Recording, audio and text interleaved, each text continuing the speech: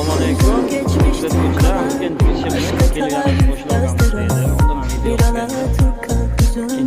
Yüzüm kıyamadım.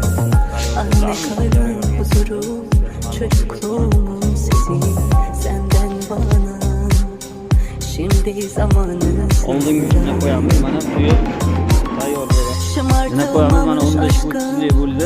Ege'm sizden geliyor. Kim bilir kaç yüzyıldır sarılmamış razmır kılıp sesiydi kirpikleri ve gözlerin bana armatür jarabını boştağımız armatürlerini toplar tayyor koyamız erteki düstenini koyup boya kesip topşırarız. Tepede